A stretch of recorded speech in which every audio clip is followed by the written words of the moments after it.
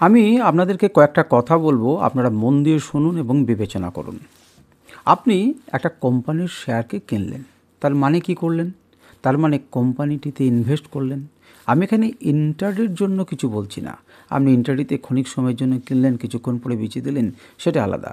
কিন্তু আপনি কোনো একটি কোম্পানিতে ইনভেস্ট করলেন শেয়ারটি কিনে, তারপরে তার ব্যবসাতে আপনি অংশীদার হলেন, তার ব্যবসাটাকে কিনলেন, ঠিক কি না?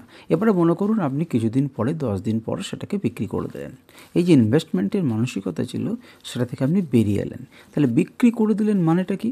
বিক্রি করে দিলেন মানে হচ্ছে যে আপনি তার সঙ্গে অংশীদারিত্ব আপনার আর থাকলো না, অর্থাৎ কোম্পানিটির ব্যবসাটিকে আপনি বিক্রি করে দিলেন।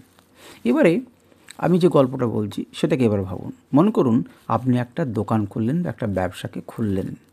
ব্যবসাটা খুললেন এবং 10 দিন চলার পরই সেই ব্যবসাটাকে বন্ধ করে দিলেন। তাহলে আপনি কি আপনার আকাঙ্ক্ষিত রেজাল্ট সেই ব্যবসা থেকে পেতে পারেন? পেতে পারেন না।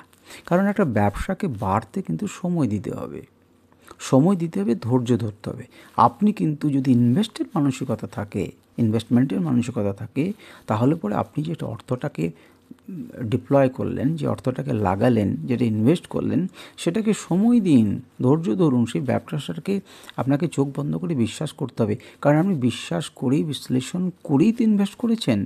এখন হতেই পারে, উল্টো হতেই পারে, সেক্ষেত্রে আমরা কেটে বেরিয়ে যাব, কিন্তু সেটি আলাদা।